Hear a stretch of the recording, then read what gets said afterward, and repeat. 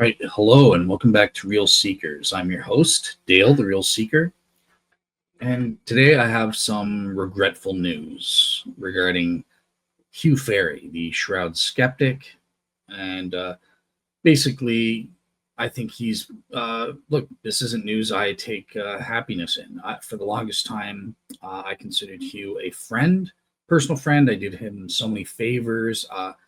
And in fact, I would stand up for him whenever people would claim he was a liar, a disgusting snake in the grass, and all of these things about him. I would stand up against my own pro Shroud friends at points to say, "Well, I just think you're wrong. I think Hugh is honest.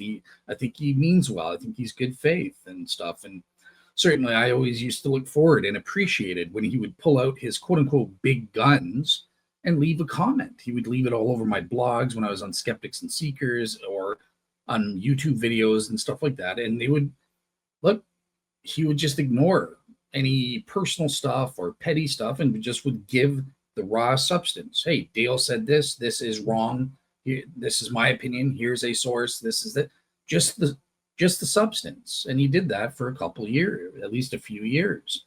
And because of that, I respected the heck out of him. It was purely the data and the data alone that mattered to him, or so I thought. And I thought he was scrupulously honest.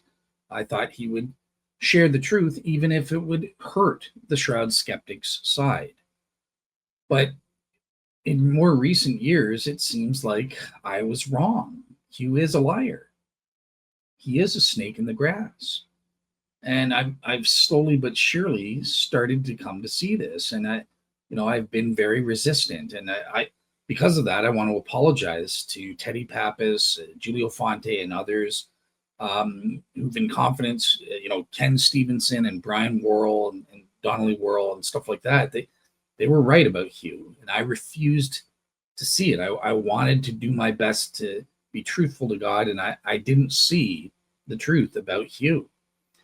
And it took me a while. Look, I remember the first time I started noticing something was going on with Hugh. And it was when I started getting invites to start making positive presentations for the Shroud on people like S.J. Thomason's channel or Great Light Studios with me and Teddy.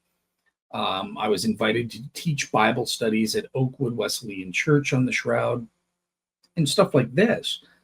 And all of a sudden, Hugh started publishing blogs about me, giving substantive information, which was great, but also insulting me, belittling me, calling me stupid, and stuff, implying I'm dumb and just some popularizer, something like this. And I remember at the time just laughing it off and saying, "Oh, Hugh's just being playful. We're friends at the end of the day, so he doesn't mean anything by it. He just wants to give his counter to the information that he sees I'm giving that he thinks is wrong." And he's being a bit he has the British wit to him, and he's being a bit playful. He's not meaning it in a malicious way or a nefarious way. And this happened where he kept undermining me in the comments and writing blogs and undermining my credibility as an intellectually honest person, and also someone who knows what they're talking about. Just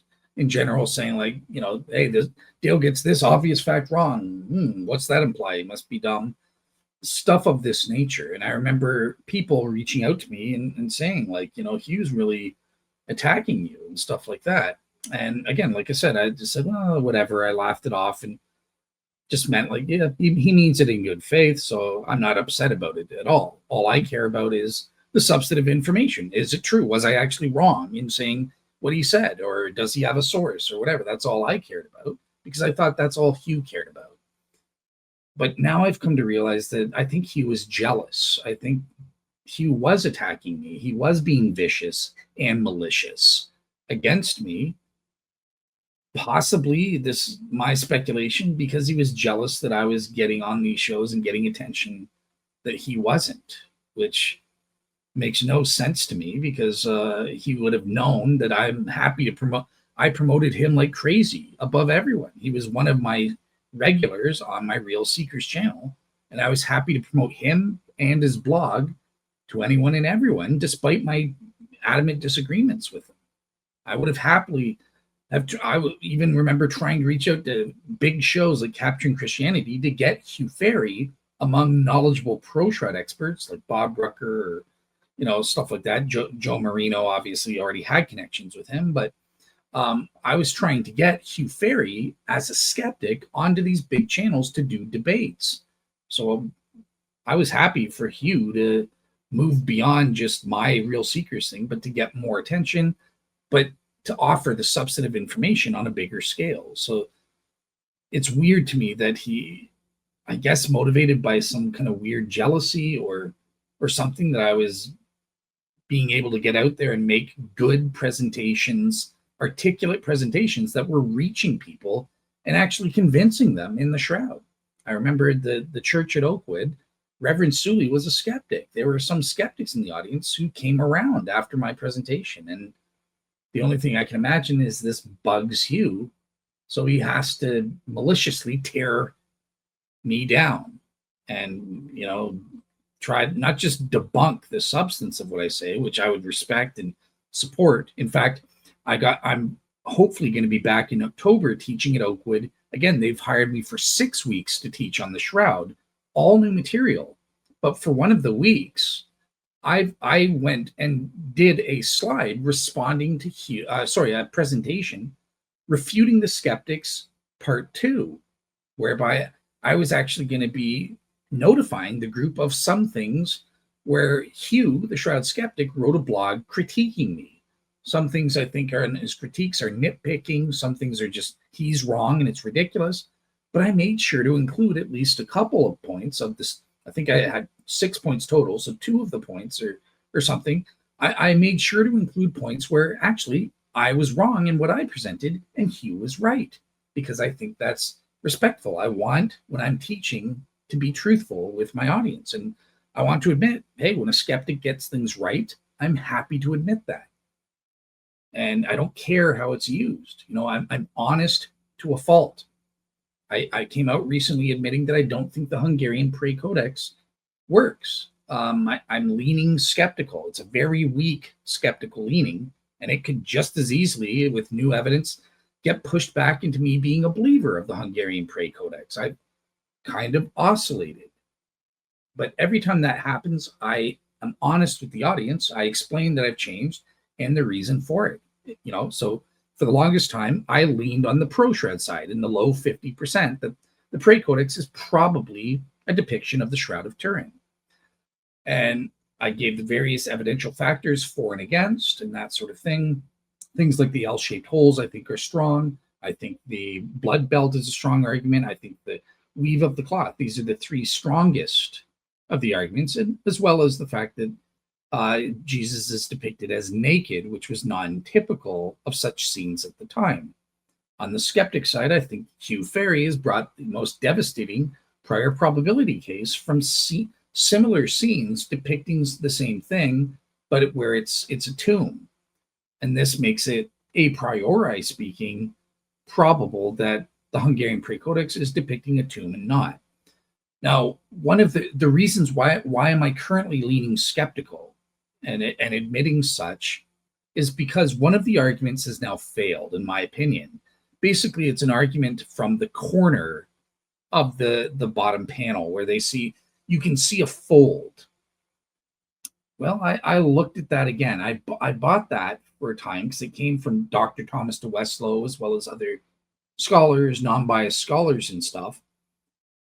But when I came to relook at it again, and I really looked closely, it doesn't seem to be a fold. It does seem to be a strict rectangle. It's a garbage drawing, and that corner is very smudged out, but it looks to me to be sort of rigid. And because of that, and that's why I say, oh, it probably is depicting a tomb.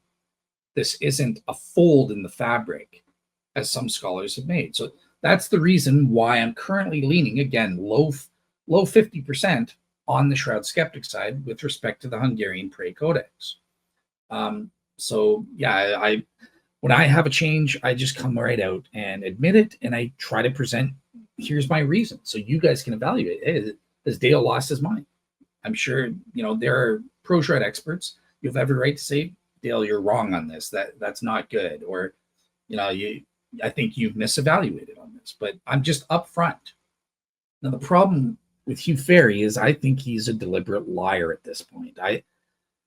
He's clearly contradicting what he said in previous shows. I always respected him in the same way because I thought he would be happy to admit the truth. If you asked him a direct question, he would, in good faith, answer that question directly and honestly. He would never lie or misrepresent or play politics and obfuscation games. He would answer your question directly, whether it hurt the Shroud skeptic side or not. Now, obviously, in time, I've learned that Hugh Farey, there are examples of Hugh Farey lying by omission. But again, I stood by him recently and Fire on the same side, Fire on saying the same thing, one of the fans in the audience, whereby, yeah, but still, he would never lie directly. If you say, Hugh, what color's the sky? He's going to say blue. He'll never say red. If you directly ask, he might, leave out the fact that there's clouds there or something like that. So you have to be careful with him. You have to, and Hugh, are there clouds in the sky? And then you'll say, oh, yes, there's clouds, of course. Or so, so you had to watch him and be cautious around him because he does do lies by omission. But this is the first time it looks like, no, he will just flat out lie. You ask him a direct question, you do your best to be as clear as you possibly can, and he'll just lie. He's either lying now, and or even worse, he was lying at the time. But that said, before I get into that, exposing Hugh Farey as a liar, because I have to be honest with the audience, this doesn't bring me joy. I don't get a thrill out of calling Hugh Farey a liar. All it does is make the skeptics think, oh, you're just saying that because you're biased. No, from a PR standpoint, this hurts me to come out and say the truth as I see it like this. Because before I could say, well, see, I'm not just some biased pro-Shroud guy. I admit Hugh's not a liar. So that makes me look like I'm not biased and I can evaluate. Okay, again, my PR, I don't care about. The truth is, on the substantive matter, I now believe Hugh is a direct liar. So regardless of the consequences, I have to come out and say the truth. And I will explain why, my reasoning as to why I now think this about him. But before I do, let's get into the full context, because we've had a bit of a tit for tat and stuff like that. So I was recently on the Modern Atheism podcast and had a great time discussing the evidence for the resurrection with the atheist host, Juan, who I respect the heck out of. And I had a blast and a great time on his show, despite the fact that many skeptics seem to be butthurt and are insulting me in the comments and stuff on my channel and on his channel and all this for no good reason whatsoever. But anyways, we're focusing in on Hugh Farey here. And so one of the sections is we got into discussing the Shroud of Turin evidence. And I will just play that 24-minute clip or 23-minute clip in full so you can see what was said in the conversation about the Shroud. Nothing malicious on my part, telling the truth as I see it to the best of my ability, giving the evidence, and trying to be fair and explaining to the audience who are new to the Shroud, what are the positions, what are the reasons for and against as best I could in response to his questions. So let's just play the clip first of all. Okay, yeah. So now, we can move on to the Shroud. So you can present. Maybe I guess maybe you have a presentation. Okay, so now, believe it or not, we've been spending all of this time on the historical evidence for the Jesus resurrection, but maybe new or surprising to some skeptics to learn that there's scientific evidence that Jesus rose from the dead as well. This comes from the miraculous images on the Shroud of Turin. Now, in Shroud research, there are two separate questions. So the first question is the miraculous authenticity. Basically, how are the images formed, and can we prove that they are supernatural or miraculous in nature? Secondly, there's the historical authenticity question. Can we prove the Shroud actually covered the historical Jesus in 30 AD? And I argue rather uniquely that both these questions are totally unique, are independent of each other. So Heck, if you prove that the Shroud is not historically authentic and it's medieval, I still think the scientific evidence about the images is sufficient to prove that the images were formed miraculously. So I will just say it's a medieval miracle authenticating Jesus died and rose from the dead back in 30 AD. It's not his actual burial cloth, is what I would argue.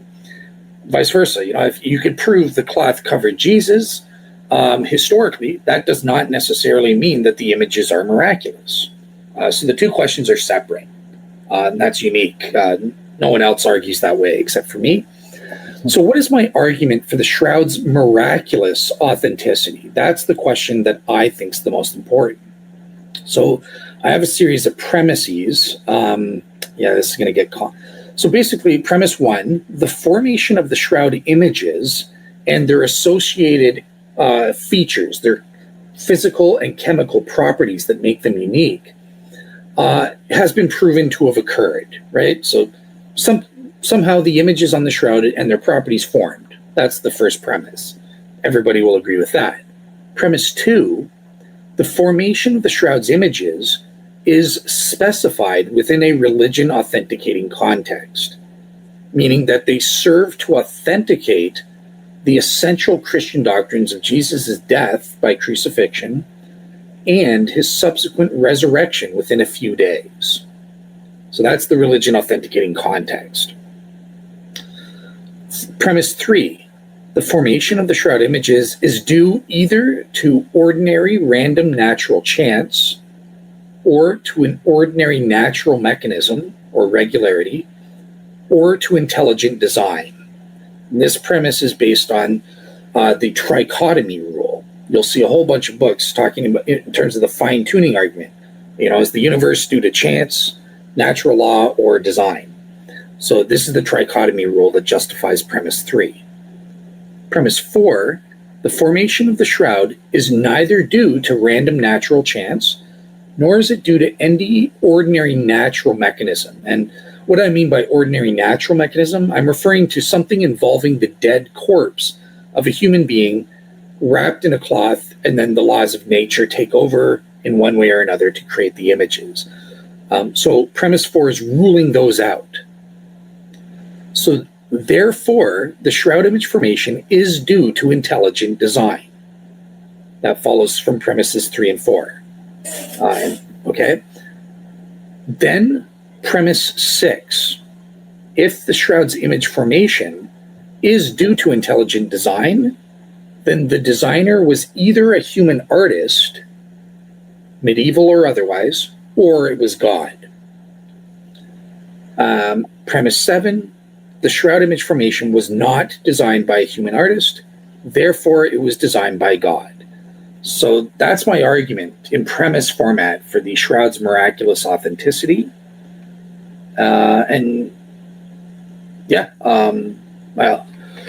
leave it to you from there. We can discuss that. Yeah, that's very interesting. Like I told you, I don't know that much about this topic. It's a bit new for me. There's only one small couple. I watched a video in Mid Vision who had a guy called James Tabor. I know James. Yeah. Oh, okay. They were talking about. They had a stream about this, so I would just watch it for background. And I don't. That's all. That's mostly all I know. So he has some stuff. I can show you. Right. First, there is this quote from Dale Allison, and this I think is a good argument. He also doesn't go very deep into this, but he says, okay, those who defend the Shroud antiquity must regard the coincidence that the carbon dating aligns perfectly with the Bishop of Troyes statement. So I know that, Shroud proponents, like, they deny both things. They think the carbon dating was mistaken. And they also think that there are problems with this letter of Bishop saying he thinks he knows the artist who makes it. Okay, but what I say is, okay, but the two dates match very well. So if they say there was a mistake and there was a fake letter, okay, but what are the odds that these two will match? Okay, that this is what Allison will say, for example.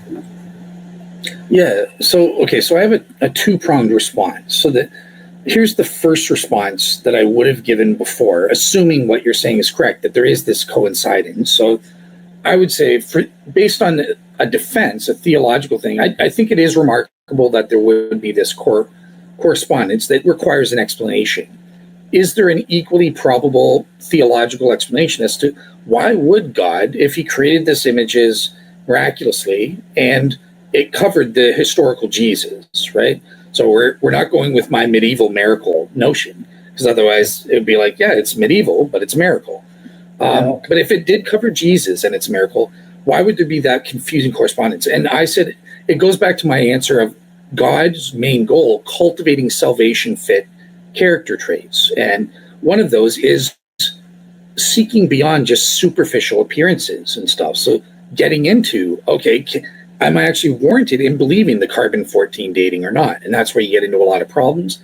Am I actually warranted in believing the evidence from Darcy's memorandum and stuff? And so I think he wants to cultivate character traits and habits of probing beyond superficial correspondences. So that would have been my answer. Here's my new answer. There is no coincidence. It's false. First of all, the carbon-14 dating, just taking it at face value, what we got, forget about the errors. I'm going with what the Skeptic said in 1989. That's inconsistent and contradictory to what Darcy said. Because Bishop Darcy said that an artist created the Shroud and the images in the 1350s, and the artist confessed to doing this. The carbon-14 says it is scientifically impossible that the Shroud originated in the 1340s or 1350s. If you get into the subsample specifics, it looks like the Shroud best correlates to between 1290 to 1320. So there's a direct contradiction there. So that's what I would say. Now we get into the fact that there are proven errors in the carbon-14. You can't even rely on the carbon-14 dating. And in that sense, there is no coordination there and stuff like that. So yeah, that's how I would answer that. So you think that those datings were mistaken? I know I've heard the reason why. What they think is that there was actually a part of the show where it had been repaired in the Middle Ages because of a fire or whatever, and they added this part, and it just happens to be that the sample was taken from that new part that was added, and not from the original Shroud. Is this with your position? And I told there was something about it was based on the content of vanillin or something like that. I don't remember. Do you know? Are you able to make that a brief argument? Why do you think the carbon dating is wrong? Okay, so it's called the invisible reweave hypothesis, right? So basically, my friend Joe Marino is the one who invented this theory, and I give him full credit. He provides certain evidence that suggests that the sample taken was not representative to the rest of the cloth. And it's on this basis, he says it was an invisible reweave. So in the 1500s, the nuns repaired that through a technique called French invisible reweaving. And when you carbon date the sample, it takes the mixture of the 30 AD material plus the new 1500s material, and it comes out to the 1300s. Now, I don't believe this. I think this theory is highly improbable to be true. And there are three reasons for that. So the first is that pro-STURP scientist, Dr. John Jackson, heavy Roman Catholic, heavily pro-Shroud, he says that there are these, and has proven objectively, I've seen it with my eyes, there are these horizontal striations which go across the main body of the Shroud and into the sample area.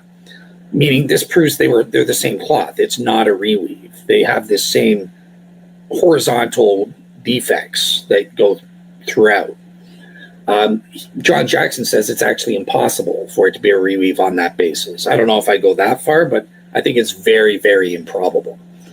The second aspect is mathematical. So in order to get a date from in the 1300s, what the carbon-14 scientists got, that 86% of the material would have to be new from the 1500s and only 14% from the year 30 AD in order to arrive at the average date of 1260 to 1390. The problem is it's not 86% new material. That would be readily visible to every human eyeball. You would see it's different, and it doesn't look different. The third thing is that in 2002, there was a restoration project. So worldwide textile expert Dr. Metcalf Fleury-Lemberg, she repaired the shroud. She was tasked with repairing the shroud with her team of textile experts. And she was looking at this area under a compound microscope, and there's no evidence for this French invisible reweaving. That's physically impossible to occur. If there was a reweaving, I don't care how good you were in the 1500s, it would be visible under a compound microscope. Yeah. So that's why I reject those. And I've asked Joe for answers on those three issues, and he doesn't have them.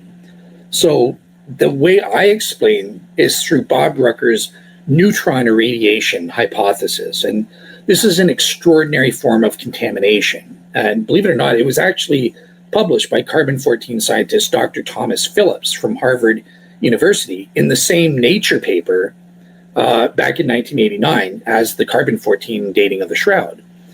And the atheists were outraged that the journal Nature published this, but he posits that neutron irradiation affected the carbon-14 dating results, took a 30 AD cloth into the medieval period.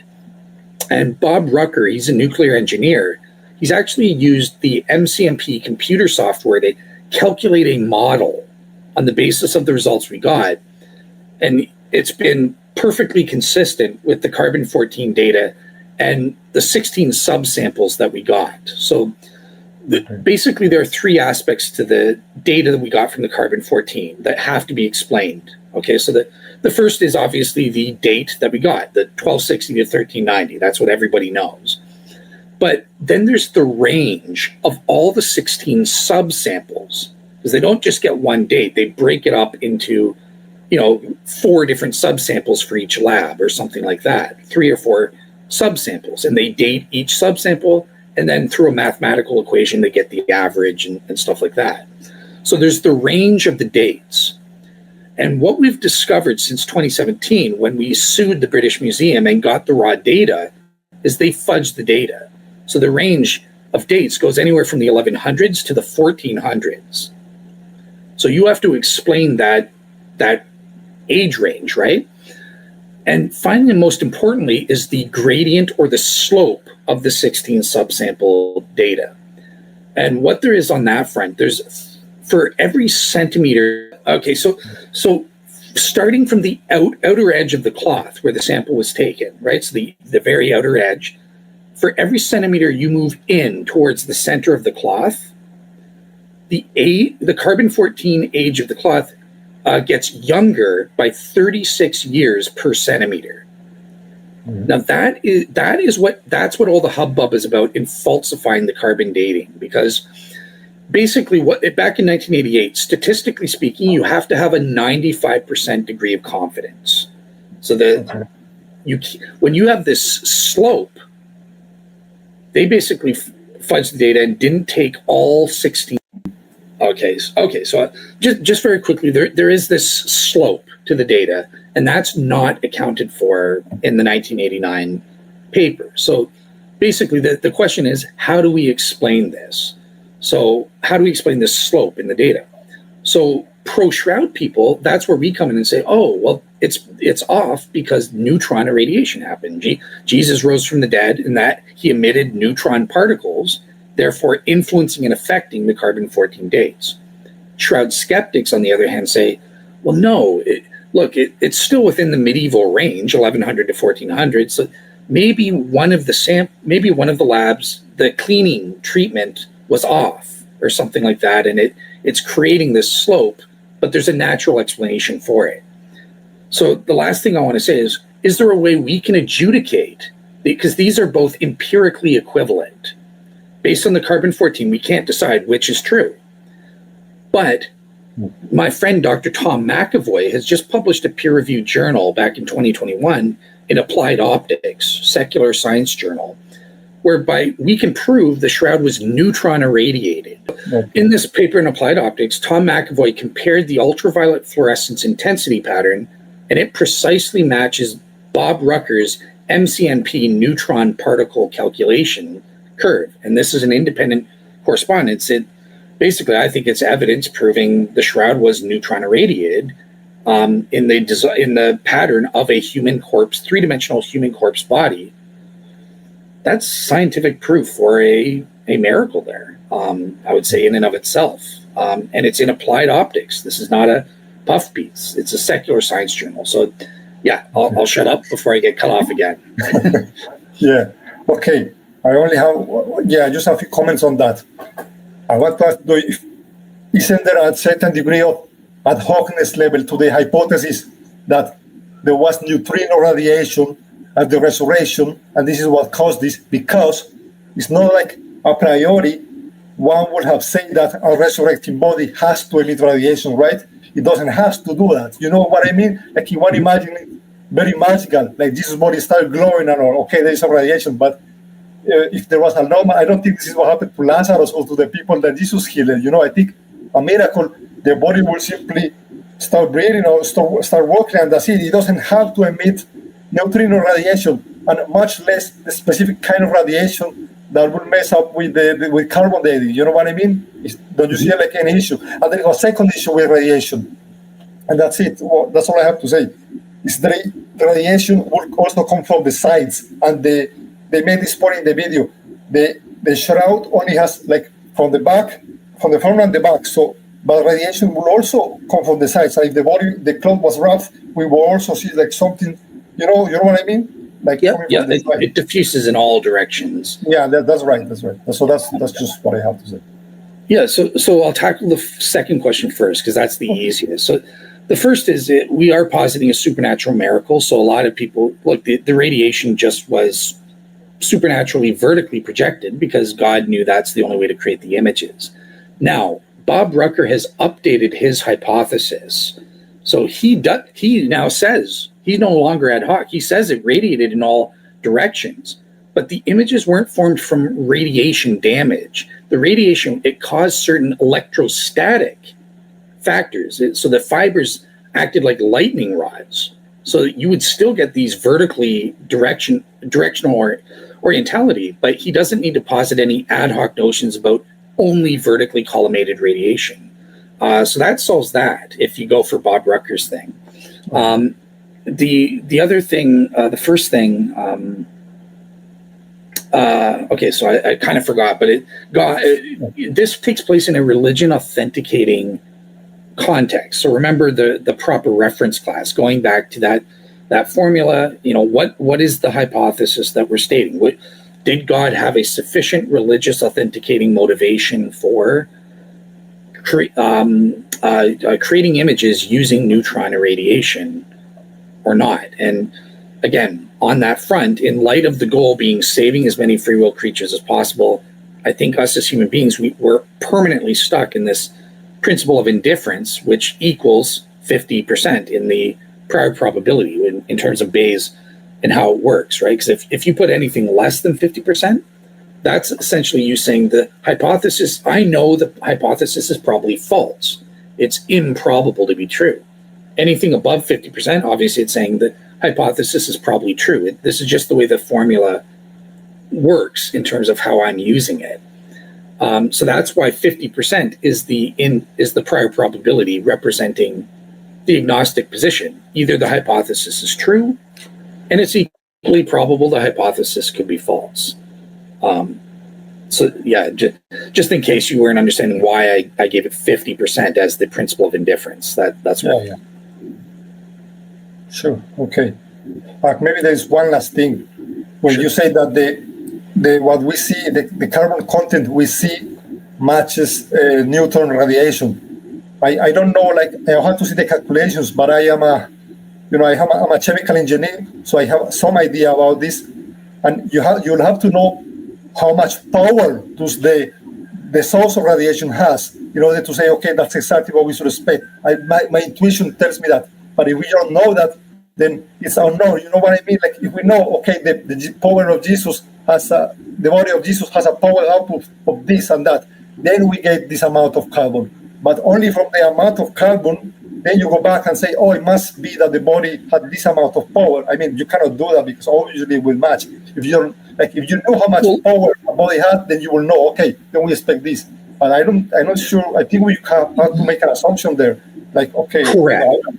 Yeah, so let me be clear. So the carbon-14 data does not prove Bob Rucker's model. So Bob Rucker's model uses the carbon-14 data as inputs in coming up with his hypothesis. So that's why it matches perfectly, is because he's using their data and then basing his hypothesis. Okay, this is what we have. What does that mean in terms of the power? I think he says he gives the precise numbers. It's a fraction of a fraction of a fraction of the amount and stuff like that. So he actually gives the numbers. And MCMP, this has been known as the Monte Carlo neutron particle software used by the US government. He's got 40 years in the nuclear industry. This is what the US government uses, the top software in the world. And he's applied it to the Shroud because he had access and stuff. But you're right, the carbon-14 proves nothing. What I say proves the neutron is the correspondence of Bob's model, which is based on the carbon-14 data, and it independently matches the ultraviolet fluorescence intensity peaks that Dr. Tom McAvoy has proven in applied optics. There is a precise double peak match. There's this matching correspondence. I'll give you the link to the paper. You can read it so you can know what the heck am I talking about, or link to it. So that's the reason why I believe is this correspondence between the UV fluorescence intensity curve and then the MCMP computer calculations based on the carbon-14 data itself.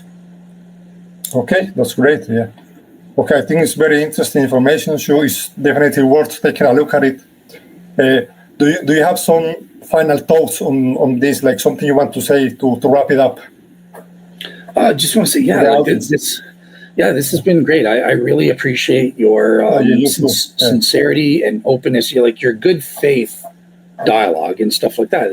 Not all skeptics are like that. Like Pine Creek Doug, I think he's kind of a bad faith. He's in it for the gotchas and stuff. But I appreciate having dialogues with people that are wanting to learn and willing to engage in good faith to get to the truth and stuff. And you obviously fit that to a T from what I've seen. So yeah, thank you for inviting me on the show. And I hope I've brought some interesting and valuable information for you.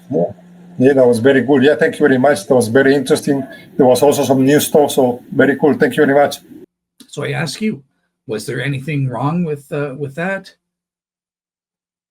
No. That was a great conversation. I'm fully happy with what I said. It was fully honest in 100% degree. And I think I did pretty good in making my presentation. So enter Hugh Farey. He doesn't like that I did good debating a Shroud skeptic about the Shroud and an atheist about the Shroud. So he has to give his little input here, which again is fine. He's allowed to give comments. And at first, I read the first part of it and I was happy with it because it looked like it was substantive. Let's read the full comments here.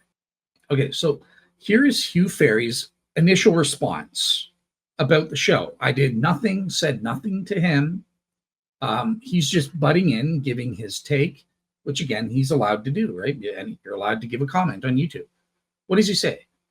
I found this conversation quite interesting and very much appreciated the modern atheists giving Dale the chance to explain some relatively new ideas concerning the Shroud. He was wrong, of course, but that didn't make him less interesting. Okay, great. Thank you. That's nice. Okay, cool. You're saying you disagree, but you respect the conversation. Thank you. That's a great comment. Separating the history from the miraculousness of the Shroud is intriguing. The Shroud could be Jesus's, but naturally produced, a reasonable position held by a few authenticists. Medieval and naturally produced, the normal mainstream view, well, the normal mainstream Shroud's skeptical view, of course, or it could be Jesus's and miraculous, the prevailing pro-Shroud authenticist view, or it could be medieval and miraculous, which Dale gave some support. Okay, so it appears like the rest of his response is now cut off, so I can't read it in full. But let's just say Hugh, throughout the rest of his little comment here, initiating comment, I've said nothing to him, did nothing to him.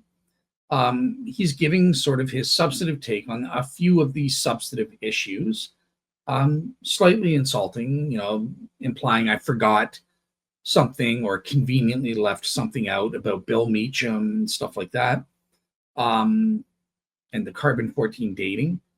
But he ends the last sentence in a provocative manner, insulting me for no good reason whatsoever, saying that I was quote unquote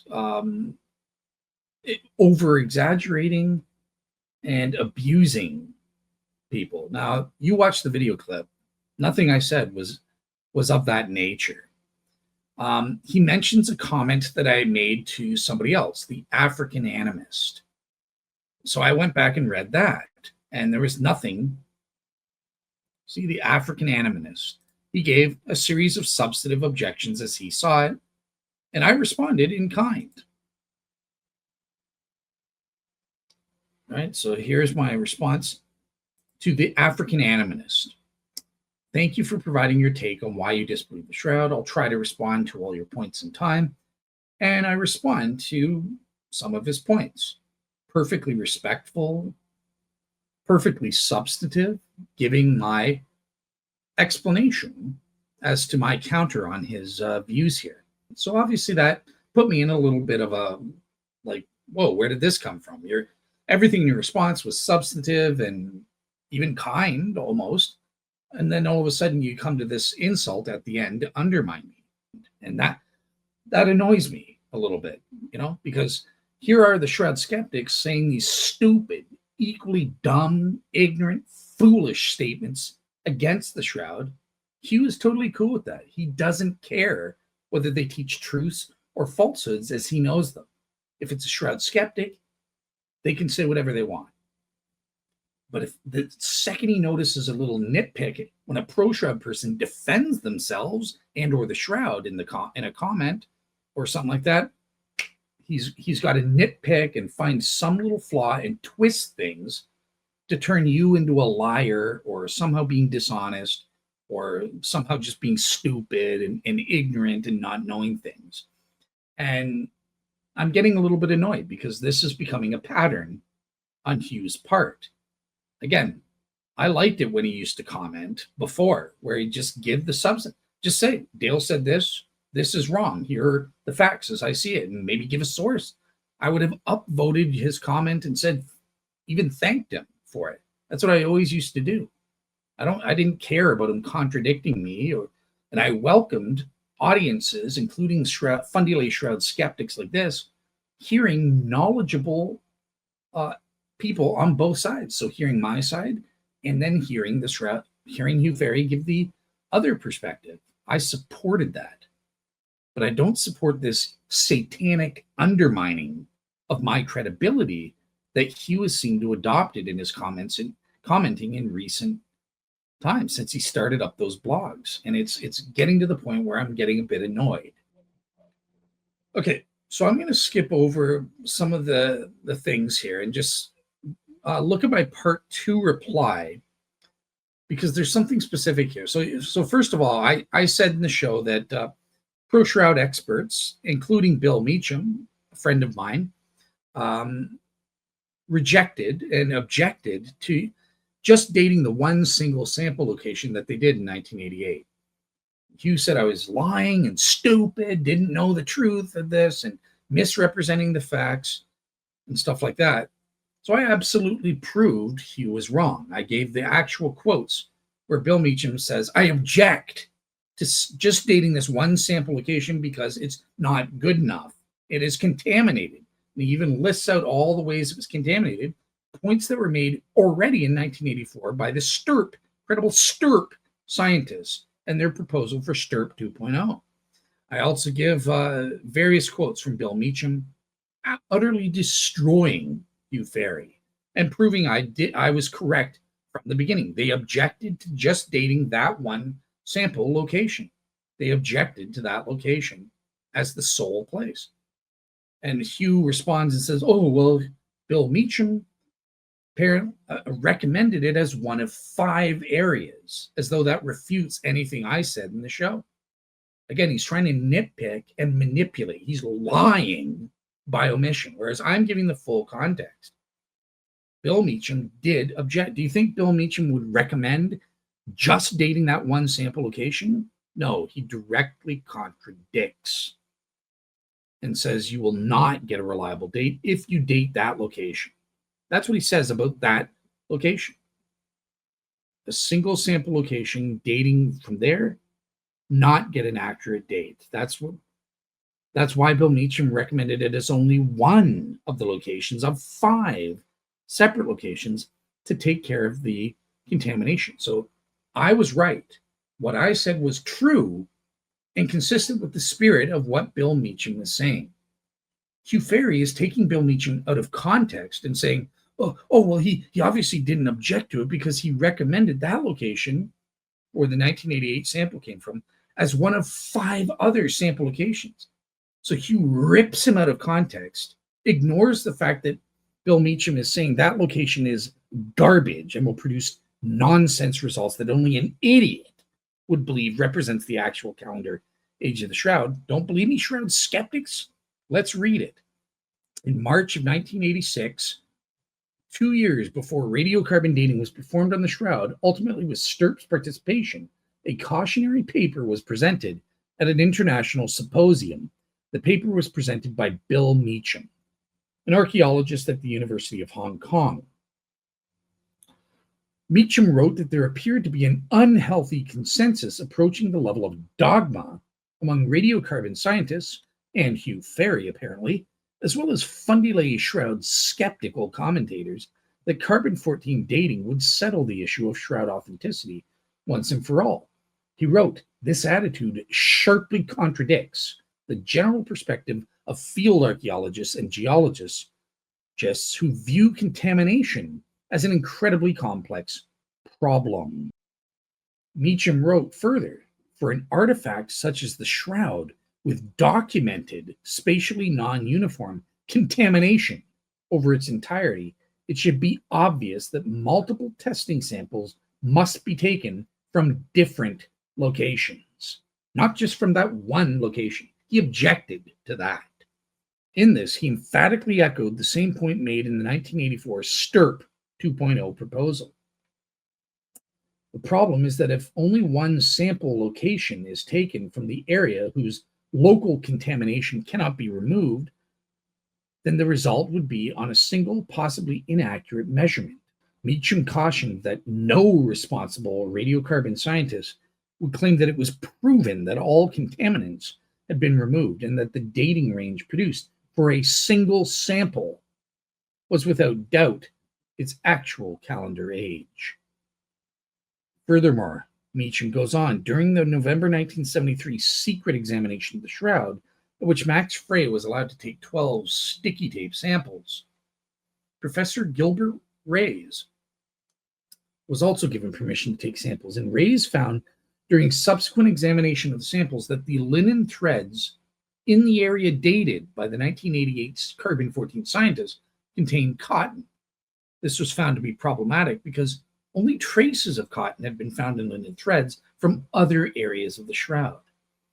Bill Meacham thus cautioned that the area where the Reyes sample had been taken should be avoided. Oops, you, oops! No, God! No, God, please, no! No! No! No! He objected to that location. Man, you must feel dumb when cutting samples for radiocarbon dating. Man, Hugh is a liar, a manipulative, lying scumbag. When he gives a quote that Bill Meacham suggested 5 areas to sample and he included that one, that doesn't mean, nowhere does Bill Meacham say, yes, I like this. I recommend definitely dating this location. It's the best location you could ever date. He never says that. He never endorses it, because otherwise looks like, no, Meacham cautioned that this sample should be avoided when cutting samples for radiocarbon dating. Is Bill Meacham a fool? Was he contradicting himself? Did he absolutely endorse dating that sample location and contradict himself and say we avoid it? No. Clearly, the answer is he's saying, look, don't date this sample. But if you schmucks, you skeptical scumbags are so stupid as to date this sample, then don't just date that one sample. Use your brain and think, skeptics. Date 4 other sample locations. That way we can mitigate against the contamination issue. Otherwise, we just have no clue. That's what Bill Meacham is saying. Think, skeptic. Think. Use your brain and think.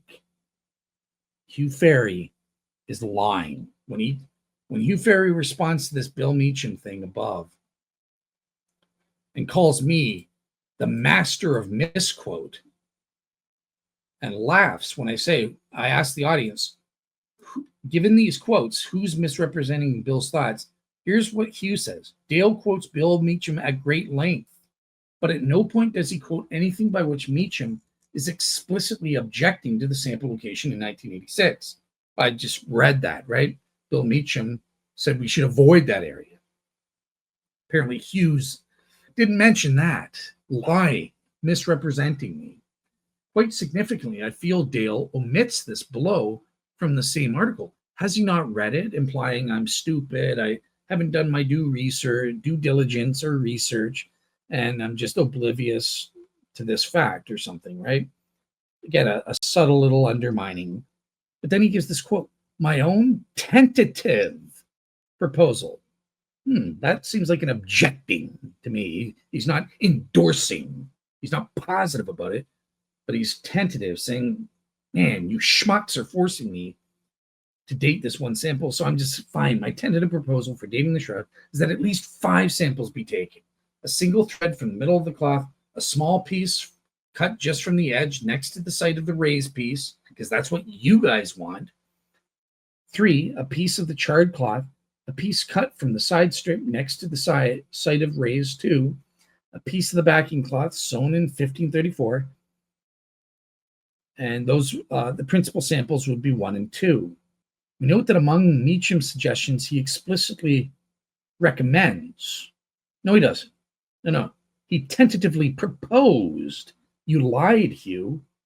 He tentatively proposed. That is not explicitly recommending the sample location in 1986. He is objecting to it. Who told the truth?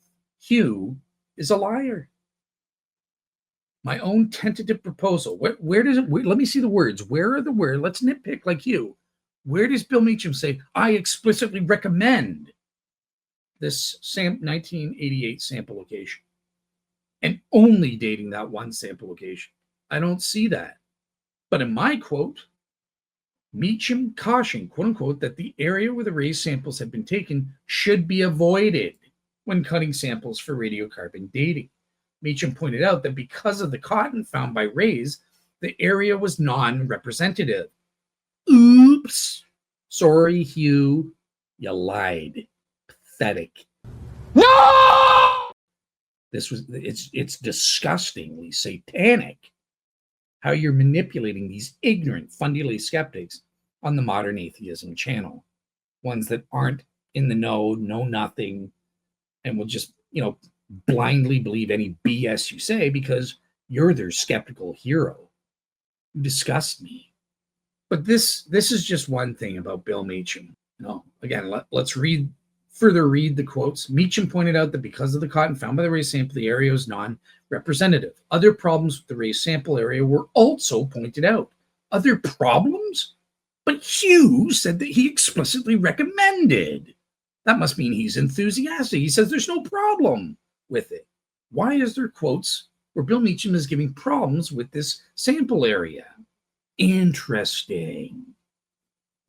He goes on, the area shows evidence of contamination associated with an ancient water stain, as well as scorching, and the area was used as a handhold to display the Shroud for potentially 2 millennia by any number of uncounted hands carrying debris and unknown organic contamination.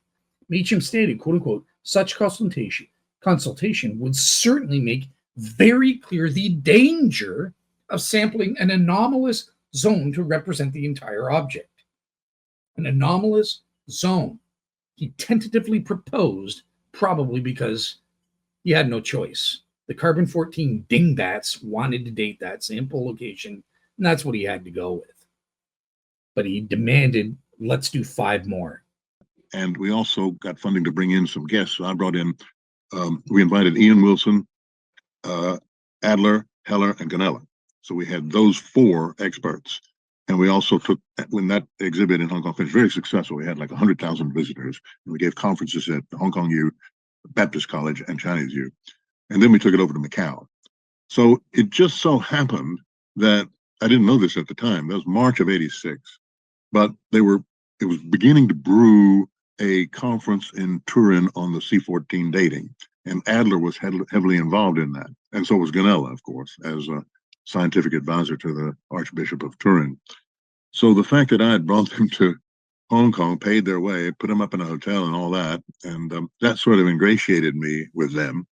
So I managed finally to get invited to this conference in 1986 to consult and plan the C14 dating. So that was a big event too. And it was right almost from the very beginning, even before it started, it was disappointing in some ways, because I was told things by Giovanni Ricci, and others that it seemed like things were already being decided before the meeting had actually started. Stirp was there, 7 radiocarbon scientists were there, assorted archdiocese people were there, and Pontifical Academy of Sciences had about 3 or 4 people. So it was a big room with maybe 20, 25 people sitting around a square, long table. And it didn't really work out very well in terms of the protocol that it designed, in spite of my and Al Adler arguing very strenuously against just a single sampling site. So that was a major sort of event in my Shroud career. And ever since then, I've been trying to get that rectified. And how many years ago is that? Since '86, 30-something years more, because that conference was where it went wrong. And it went wrong for several reasons. I mean, everybody was partly at fault, but more so than some than others, like the chairman of the president of the Pontifical Academy on the one hand with Gove, and on the other hand, Ganella, Luigi Ganella, who was my friend, but he just took that project and just ran with it. And he had no experience at all in C14 dating and wouldn't really listen. So that was a major, in fact, in my book, I go into that in some detail about how that happened, chapter, step by step up to, and then after the dating was published. So that's the Bill Meacham aspect, but there's something else which has really been the last straw for me. So I briefly mentioned up here, Hugh says, Dale goes overboard with the 6 peer-reviewed science journals publishing absolute mathematical proof that the results are garbage. No, we have actual statistical mathematical proof that the results were garbage. They don't have the 95% degree of confidence, and therefore they're not within 2 sigma levels. You cannot believe anything on that basis. And the math proves there's a 98.6% probability, mathematical proof, that there's a systematic bias at play. And we don't know what that systematic bias is. We have no proof as to what the systematic bias could be. So it could be something that's consistent with a medieval date, as Hugh Farey postulates, like residual contamination somehow. But it's just funny how incompetent the carbon-14 scientists were that they left residual contamination. I mean, what an amateur mistake. I thought these guys were such great carbon-14 scientists. They wouldn't make a mistake like that, not according to Hugh Farey, right? Or is it due to the systematic bias due to something that's consistent with a 30 AD date, like Bob Rucker's neutron irradiation hypothesis? On the carbon-14 data alone, we don't know.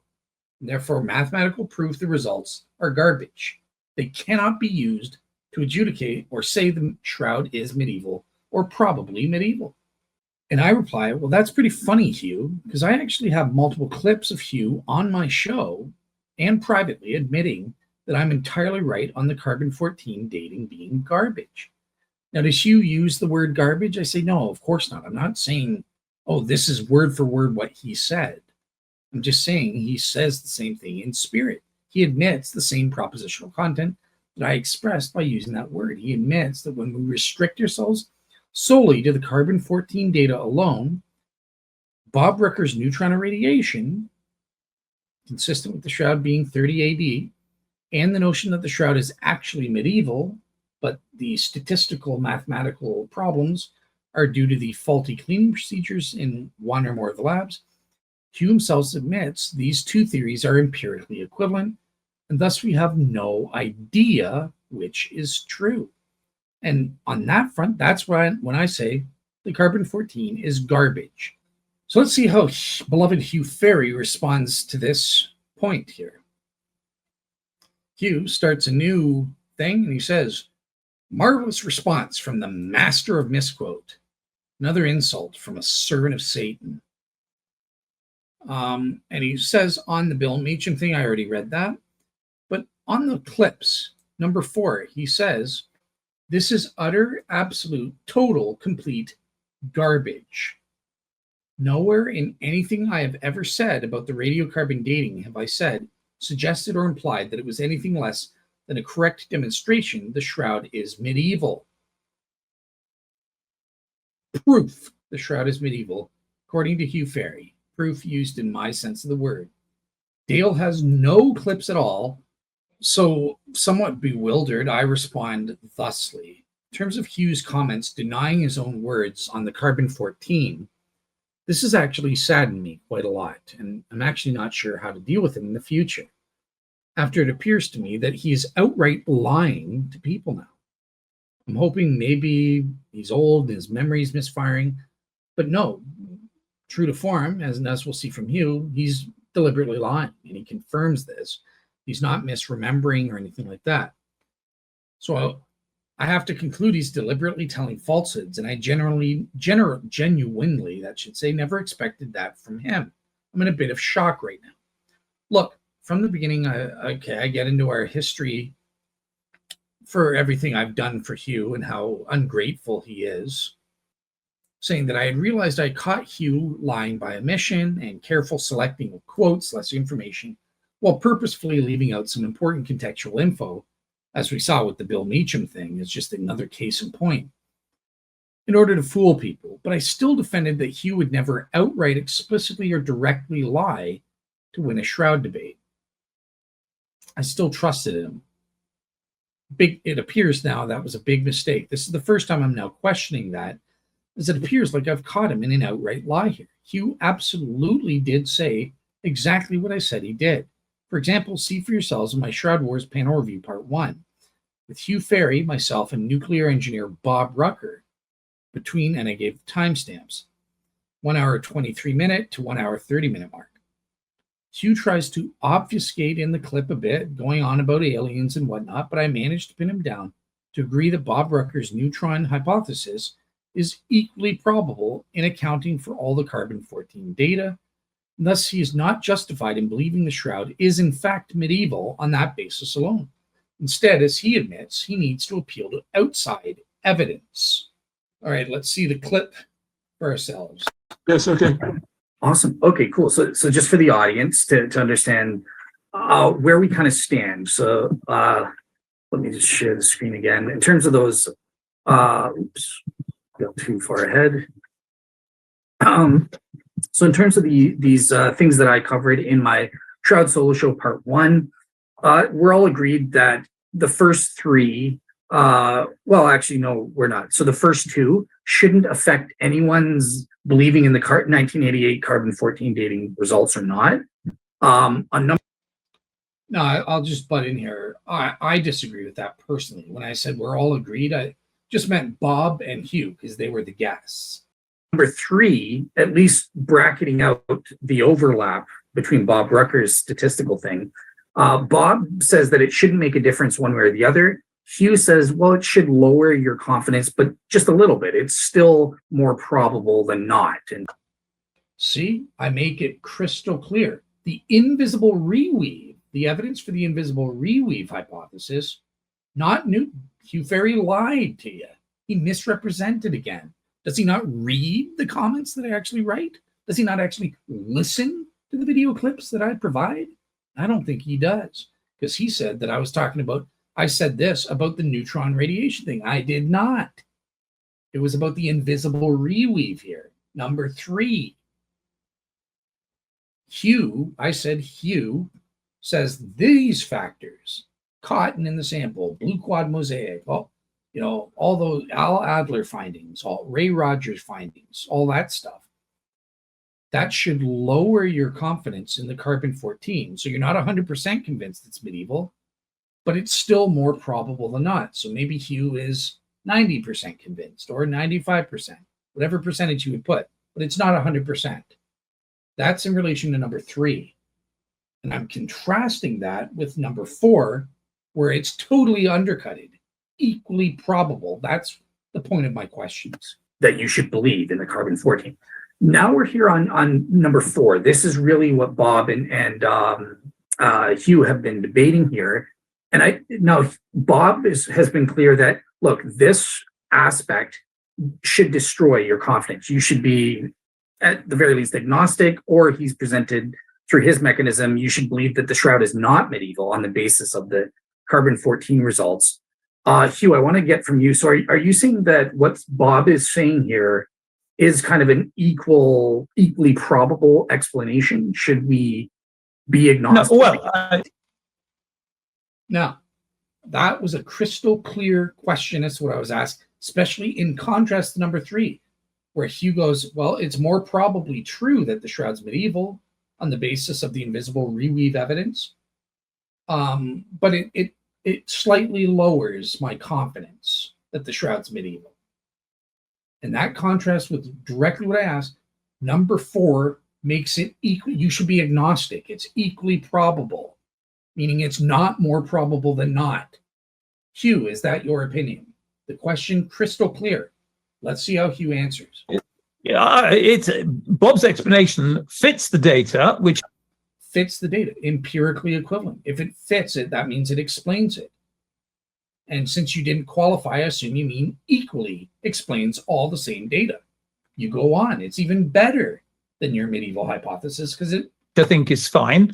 And he's right. It does account for other ideas, not at least, or it can do, and 4 possible ideas. And it is testable. So in that sense, it's a thoroughly commendable hypothesis. Mm-hmm. What a politician's answer. Okay, so it has the same explanatory scope, right? My question was about the explanatory power. How well does it explain it? Does it give us an equally probable explanation? So far, you have not denied it. You easily denied it for number 3. You made it clear on number 3. Well, look, I think it, again, will lower our credence, but it's not equally probable. No, we shouldn't be agnostic. We should believe the Shroud is probably medieval. He doesn't say that. Instead, he goes on this tangent. Well, it equally explains all the data. It blah, blah, blah. Why are you obfuscating? Why are you lying? It's because you know it's an equally probable explanation. You should be agnostic. Let's go on and see Hugh dig the hole even deeper. On the other hand, I don't find, on the basis of other evidence regarding the Shroud, that it's likely. And on the basis of other evidence, it's not likely. So not on the basis of the carbon-14 dating evidence in isolation, on other evidence. And again, it's not in this clip, but I got from Hugh what he meant. He's talking about his textile considerations. Oh, there's this defect which comes from a loom which only existed in the medieval period, or the historical documents like the papal bull, and now apparently, according to him, the Darcy Memorandum, which he is now all of a sudden probably lying again. For all I know, I foolishly believed him the last time he was on my show. But now that I know he's a blatant liar, I'm going to go back to saying, yeah, Hugh dismisses the Darcy Memorandum. I don't believe what he says that I was misunderstanding him. I did believe him, but now that I know he's a liar, no. But anyways, that's what he's talking on the basis of other evidence, not the carbon-14 evidence, but other evidence. He believes that the Shroud is probably medieval and that the carbon-14 is explained through his residual contamination hypothesis, which is consistent with the Shroud being medieval. The carbon-14 data gives you bubkiss, jack shiite, nothing, doodah. You're not able to, you're agnostic. You can't tell. According to Hugh, it only takes other outside evidence to be able to go, no, it's likely medieval. Until then, you don't know.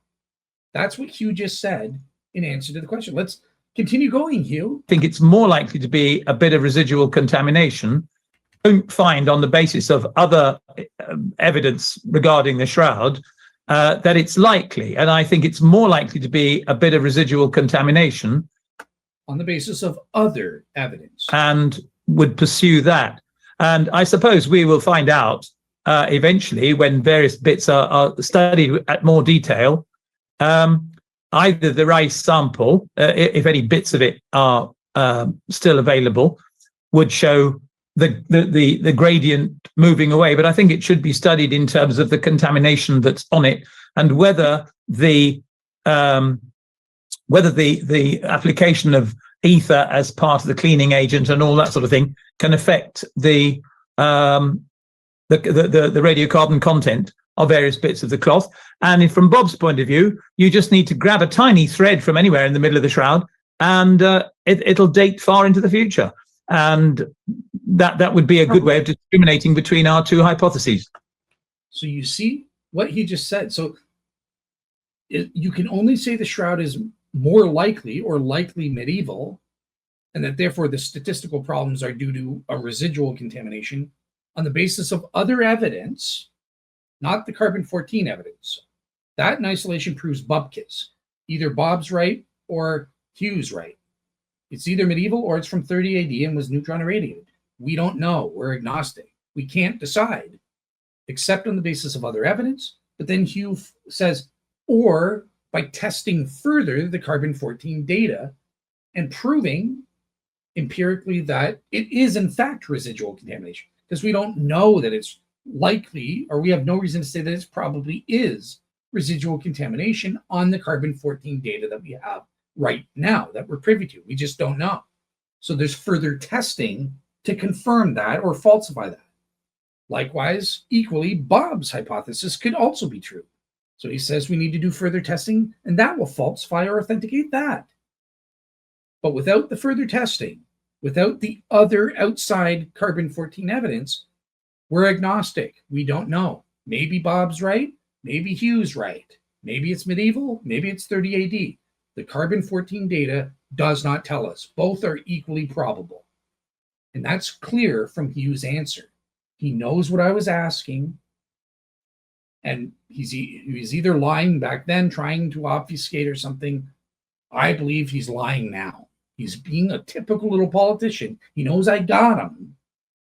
And he's lying to fundy-lay skeptics who are too stupid to know any better, to trick them satanically, devilishly, nefariously, maliciously. I can't stand that. He's going back on what he clearly was admitting. Why wouldn't you have just said, when I asked you, is it equally probable? Should we be agnostic? If Hugh is clear that the carbon-14 data alone is sufficient to go, yeah, it's likely medieval. You know, it causes me some doubts a little bit, just like the evidence Joe Marino gives for the invisible reread. That gives me some doubts, but it's absolutely more probable than not to be medieval. The carbon-14 proves that. Hugh doesn't say that. He's not clear. He starts waffling on about other evidence. Why? If the carbon-14 data alone is sufficient, why are you going to other evidence? Why are you blabbing on about further testing, which can help you to distinguish? I thought you're saying now, you didn't say 3 years ago in the show, but now all of a sudden, you're saying that the carbon-14 is sufficient to adjudicate between Bob's theory and your medieval residual contamination theory. Why didn't you say that 3 years ago? And just when I asked you that simple, clear question, why didn't you say, no, we should not be agnostic. It's more likely medieval. We can prove that the residual contamination is true, and or we can prove that, that Bob Rucker's theory is improbable in some way. And therefore, it's very unlikely to date from the medieval period. If you can't show Bob Rucker's hypothesis is improbable, that means by definition it's equally probable or more probable to be true. Bob's hypothesis entails a cloth dating from 30 AD. So therefore it's equally probable that the shroud dates from 30 AD or is medieval. Yes, I think it was in 2002 when they did a refurbishment of the shroud. They took off the backing cloth. They took off the patches that were over the elbows, for example. 16 patches on the cloth were removed, and they found a fully carbonated material underneath those patches. It was a surprise. So they broke that material off and put it into, I think it was 40, little glass tubes. Little sample jars. I think it was 42 sample jars. And I hope they kept good records as to where this material came from. But those little sample jars then went into the vault, and they've been in the vault for the last 20 years. And so that material should be carbon dated. And it wouldn't affect how the shroud appears at all. It's a very good idea to date that material. Or a piece of the Holland cloth, which wouldn't even be a piece of the shroud at all. Yes. But that material, I would predict that 70% of that material would date to the future relative to today, because it would have more carbon-14 in it than is present in our environment due to neutron absorption on the cloth. So just to clarify, this what Bob's going on about now is kind of irrelevant to the point that I'm saying here, but Bob is just providing more explanation or details on how we could do further testing to falsify and or authenticate his neutron irradiation hypothesis. So that's what Bob Rucker is talking about here. He's just explaining more details about, okay, well, how could we do further testing on his hypothesis? Mm-hmm. Okay. All right, cool. So just kind of finishing this part off then with Hugh, because I just want to, I understand Bob's position, and my position is the same as his, that this represents, what Bob is saying here represents an undercutting defeater. It undercuts someone's justification for saying the shroud is medieval or probably medieval, 51% or more, on the basis of the 1988 carbon-14 dating alone, the empirical data. Now, you said you agreed with that. Apart, I mean, there are. Oh yeah. He agrees. I was crystal clear that the shroud is probably medieval. This issue here, you can't say that. You're unjustified in saying that. It's a total undercutting defeater. It means it undercuts all of your justification. You have 0% justification, meaning you would be at the 50% mark in Bayes' theorem. Maybe it's medieval, and the statistical problems are due to residual contamination. Equally likely, maybe it's a 30 AD cloth, and the statistical issues with the carbon-14 data are due to neutron irradiation. What does Hugh say? Yeah. Lots of hypotheses. Okay. You will perhaps know that I posted, I think, on the Shroud Science Group thing a little while ago. I think I'm allowed to say what I posted, even if it's a confidential thing. That someone has demonstrated that the caves, in particular, are good portals for aliens to come in and out, and the Shroud of Turin is evidence of that. Now, I don't know what experimental data they put forward to test that hypothesis, but it's a hypothesis. Okay. I'm not sure. So yeah, I admit, in my head, I'm like, why are you being stupid here? Why are you undermining? You know what I asked you. Like, just say, right? Hugh's answer should not have been, oh yeah, and then try to obfuscate by bringing up a ridiculous thing about aliens, stuff like that. I asked, is it equally probable or not? Can we prove the shroud is probably medieval on the basis of these known statistical problems in the carbon-14 data itself? His answer should have been clearly, oh no, we can say it's probably medieval. What we have, despite the statistical problems, is sufficient for that purpose. But instead, Hugh says, yes, we can't say that it's probably medieval, 51% or more. And then he goes on about some BS about aliens, which again, in the moment, I admit it was confusing. It's felt like an obfuscation at the time, but I figured, okay, maybe he's trying to make this absurd point that given the carbon-14 data alone, an alien hypothesis would be empirically equivalent, right? Maybe aliens hacked into the system and fudged the data. So, we couldn't track them or something like that. They had some kind of advanced technology or whatever. Again, just in terms of the carbon-14 data, I figured Hugh was saying, well, he finds that to be equally probable too. We have to be agnostic about that too. That seems to be his point from what he's saying here. But now, 3 years later, he's saying, no, I raised the aliens to show how it's possible but improbable. Meaning, first of all, how are the aliens improbable given the carbon dating? Let's clarify here. What is the carbon-14 data in isolation? We have the average dates, 1260 to 1390. We don't have a 95% degree of confidence. We don't have the international data fitting within the 2 sigma levels.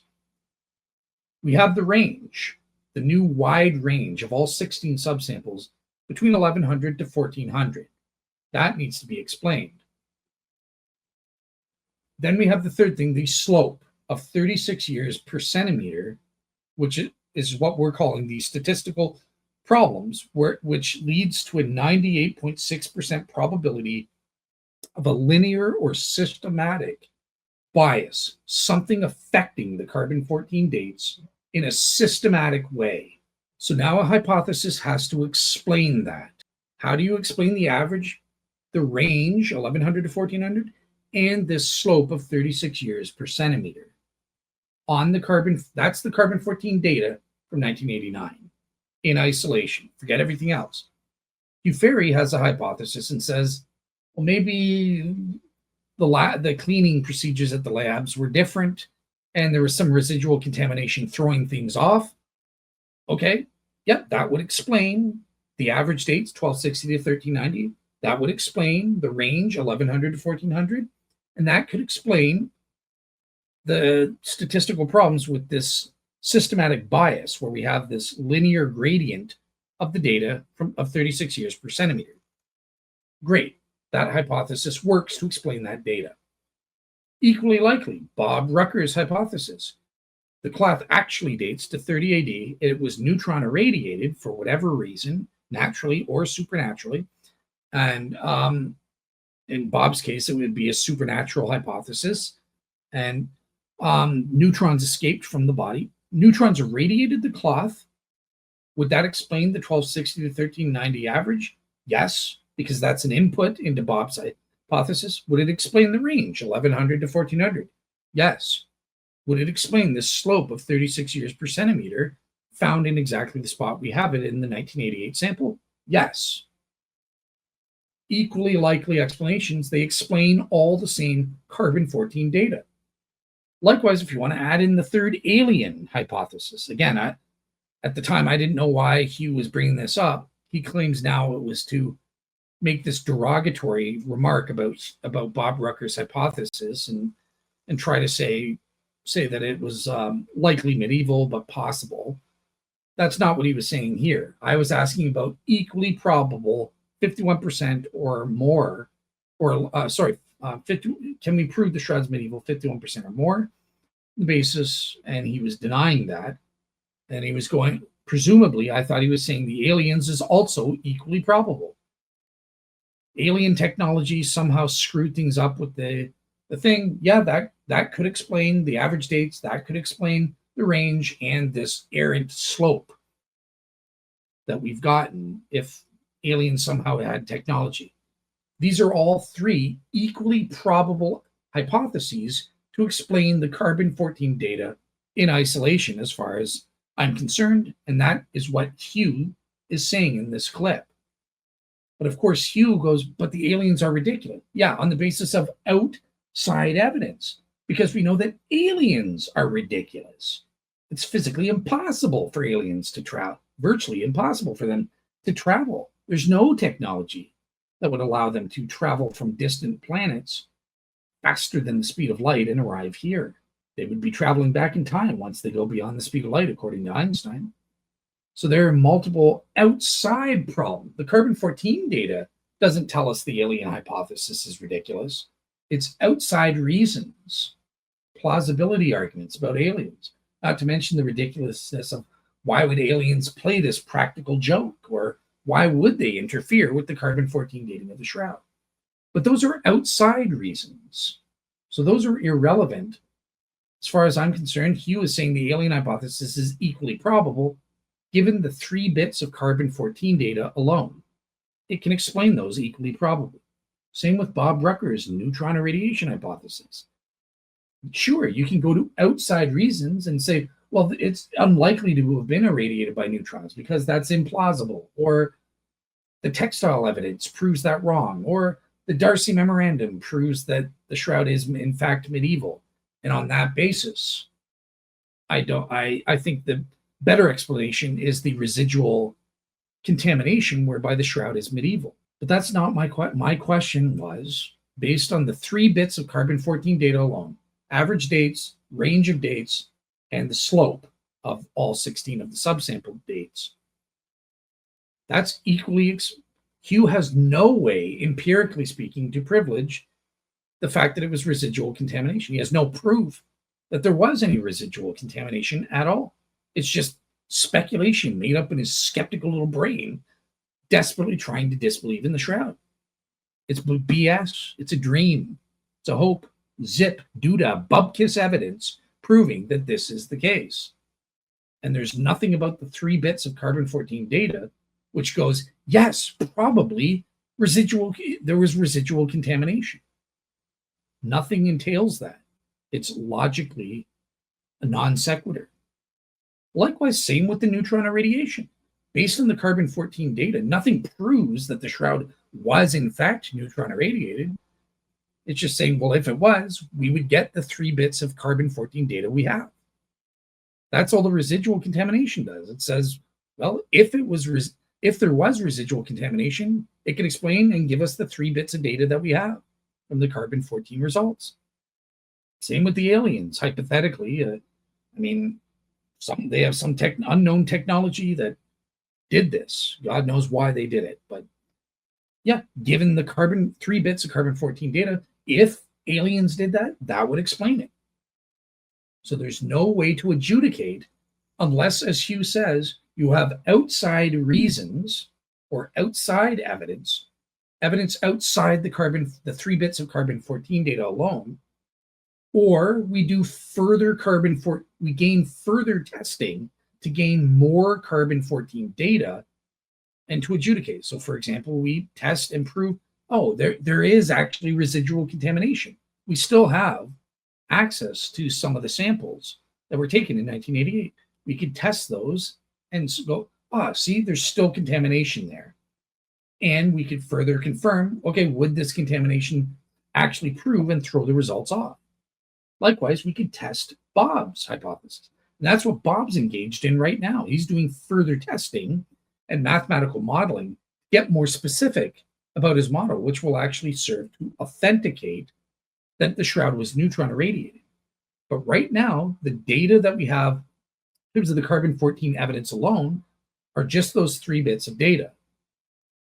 Possibly the carbon-14 date of the Sudarium of Oviedo as well, if you agree that there's a link between them. But to keep things simple, let's keep the Sudarium out of it. There's those 3 bits of data from the Shroud of Turin, and we have no way to adjudicate. Both hypotheses are empirically equivalent, and Hugh is admitting that in this show. There are scientists, Bob and I would actually grace it with the title hypothesis, which sounds more scientific than it is. But there are hypotheses. I think Bob's is more undermining of the carbon dating accuracy than the idea that caves are portals for aliens. Oh, okay, cool. So that means that the only reason you're maintaining that on the basis of the 1988 carbon-14 dating is on the basis of outside evidence, so by that, what did you mean by that? Is it something that's related to the empirical dating of the Shroud? Yes. Or is it like you're Well, talking the Shroud was quite likely to be medieval long before the carbon date, and the carbon date confirmed that it was medieval. I mean, from my point of view. Outside evidence having nothing to do with carbon-14 dating. He's talking about historical documents, textile considerations, stuff like that, right? Stuff of that nature. He's saying that already by itself proves the Shroud's medieval. All the carbon-14 did was provide confirmation, confirmatory, or supporting evidence. When it got that medieval date, that doesn't prove the Shroud actually is medieval in its own right, but it can function as supporting evidence in a cumulative case. And for example, the carbon-14 plus the historical documents, you can have this bit of evidence from the coincidence. And people have said, well, it's probably medieval, because what are the odds that if the carbon dating is erroneous and from 30 AD and was neutron irradiated, that just happens to correspond to what the Darcy Memorandum says about the Shroud being medieval in origin. And those two evidences combined or put together is sufficient to say it's probably likely. Right? We heard that with the Modern Atheist in the clip. That was one of the evidential lines he gave. But again, that's all outside considerations, whereby the carbon-14 at best is playing a confirmatory or supporting role. It's insufficient in and of itself. The 3 bits of carbon dating, the average dates, 1260 to 1390, the range of dates, 1100s to 1400s, and the slope or gradient of the dates, 36 years per centimeter, in and of itself, in isolation, proves nothing. There is no way to go, probably the Shroud's medieval on that data. Because nope, Bob Rucker's neutron irradiation that has the Shroud dating back to 30 AD equally explains all 3 of those bits of carbon-14 data. And as again, it's not in the show, but Bob actually argued in this show that actually his hypothesis is better for various reasons. It's better than Hugh Farey's medieval hypothesis. We have reason to say probably the Shroud dates to 30 AD and is not medieval given the carbon-14 data alone. Incredible. Now, again, and he's including within that the carbon-14 data of the Sudarium of Oviedo. So he's assuming that link when he made that claim. Beyond that, I presented in the show with Modern Atheist an additional reason to go, yeah, probably the Shroud is not medieval. It's probably from 30 AD because of Dr. Tom McAvoy's findings. That was not mentioned in this show, kind of thing, but was mentioned in subsequent shows, and I mentioned it to the Modern Atheist. So I was totally right. Hugh is deliberately lying because it's inconvenient for him, and that disgusts me. That shocks me. That saddens me. That Hugh is willing to go down that route and play the game of a sleazy, slippery, snake in the grass politician to say, oh, no, I never really said that. You see, you misunderstood this. Let's nitpick that and nitpick this and take things out of context to make it seem like, see, I never really said that it's actually, I never really denied that it's probably medieval or something like. No, from the context, it was clear. I was clear as to what I was asking Hugh the answer for. And his answers clearly indicated for the reasonable person that he was saying, yes, you can't prove the Shroud's medieval on the basis of carbon-14 alone. That's the only answer a reasonable person could get based on his answers, despite some of the obfuscations about aliens and stuff like that. So now if Hugh is trying to go, oh, well, see, I mentioned aliens, and aliens are ridiculous, so therefore we were proving what I said, that's being a slippery, lying weasel. I consider that directly lying. And I don't know whether I can trust you again on my show if you're going to directly lie to people. I'm considering banning you. But then again, I'm also thinking about the audience and stuff like that, including skeptics in the audience who rely on seeing both sides. I've made promises on that front. So I think the best thing to do is, okay, I'm not going to ban anyone, you, but I will make it clear that I've learned you are a direct liar. You will explicitly tell lies. That's what the evidence indicates to me on this front. And my audience, I'm going to trust you as real seekers. Be aware of this.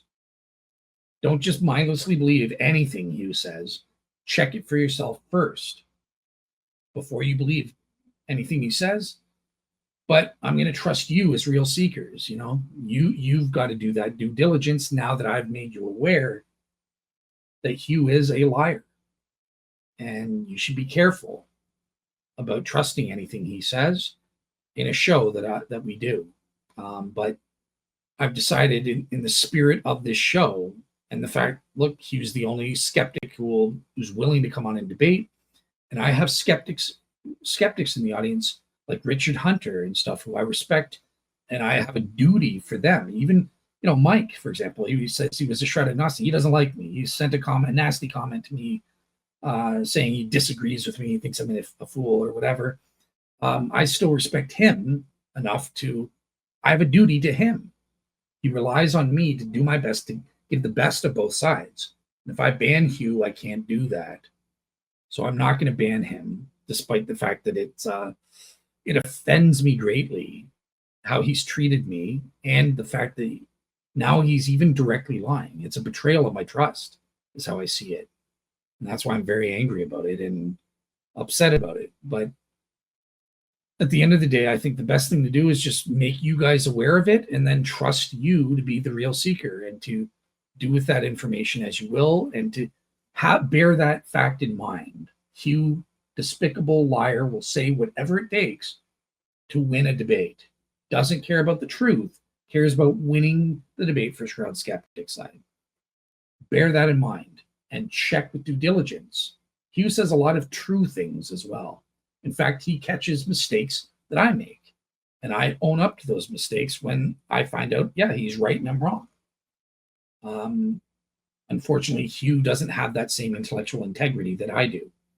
But that doesn't mean everything he says is wrong. He says a lot of true things.